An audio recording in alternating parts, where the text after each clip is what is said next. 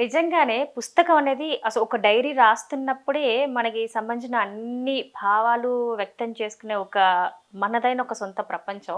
అలాంటిది ఒక రచన రూపంలో కొన్ని లక్షలాది మంది దాన్ని చదువుతారు అని అనుకున్నప్పుడు, మీరు రాసే ఈ నవలల్లో గాని, 'జ్యోతిర్మయి' గాని, 'మధుర గీతాలని' గాని, లేదంటే 'ఈ గాలి ఈ నేల' ఇలాంటివన్నీ కూడా అసలు అంటే ఏ టైప్ ఆఫ్ జోనర్ నవలు మీకిష్టం అసలు?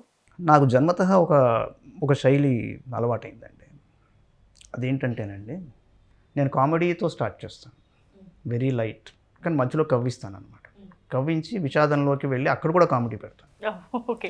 నేను 'కిటికీ' అని ఒక కథ వచ్చింది నాది. అది ఒరిజినల్‌గా ఇంగ్లీష్‌లో నేను రాసిందే. 'ఆల్ అబౌట్ ఎ విండో' అని. అది రాసినప్పుడు ఆయన వాకాటి పాండురంగారావు గారని చాలా గొప్ప రచయిత ఉండేవారు. ఆయన పనిచేసేవారు. ఆయన పిలిపించారు నన్ను. పిలిపించి నేనేమనుకున్నానంటే ఈయన తిడతారేమో నన్ను, ఏంటి ఇదంతా ఇలా రాసావు నువ్వని, మార్చమంటాడేమో. కాదు పాపం ఆయన పిలిచి ఏమన్నారంటే,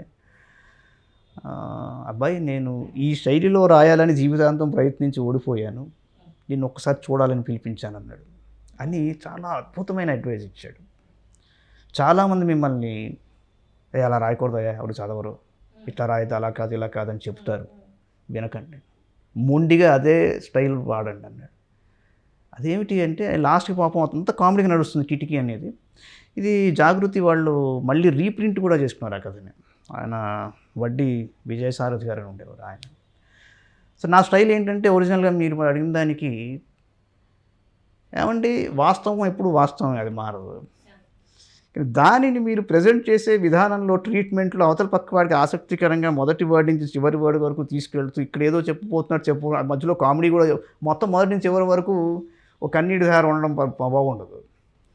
సో మీరు ఆ క్రిస్టలైజ్డ్ వర్షన్లో చూపిస్తే ఇది బాగుందిలే అనిపించాలి, అది కవ్వించినట్టు ఉండాలి. And at the same time కథ చదివిన వాడికి ఒక ఆలోచన వచ్చిందనుకోండి, మంచి కథ చదివిన వాడికి ఒక అనుభూతి కలిగిందనుకోండి, ఇంకా మంచి కథ చదివిన వాడికి కలిగిన అనుభూతి మరల కదులుతోంది అనుకోండి, ఇంకా మంచి కథ. ఫోర్త్ డైమెన్షన్ కూడా ఉంది. మీరు దాన్ని చదివిన ప్రతిసారి కొత్త అర్థం వస్తుంది అనుకోండి, వాల్మీకి రామాయణం లాగా, దాన్ని మించింది లేదండి. ఇప్పటికి మీరు ఎవరినైనా అడగండి, any scholar worth his name, ఏమంటే వాల్మీకి రామాయణంలో గొప్పతనం ఏమిటాయి అంటే సూటిగా చెప్తాడు. మీరు ఇవాళ తీసి చదివితే ఒక అర్థం వస్తుంది, రేపు తీసి చదివితే కొత్త అర్థం వస్తుంది.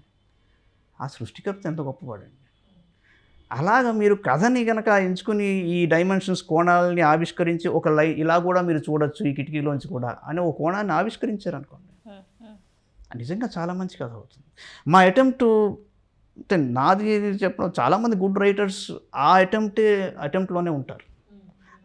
ఇప్పుడు రాసేయాలి అనుకున్నాను, ఒక పత్రిక వాడు వచ్చి నాకు కథ ఇచ్చేవాయి అర్జెంటుగా, ఇగో 500 రూపాయలు చేతిలో పెట్టండి రాసి ఇచ్చేవాళ్ళు ఉన్నారు.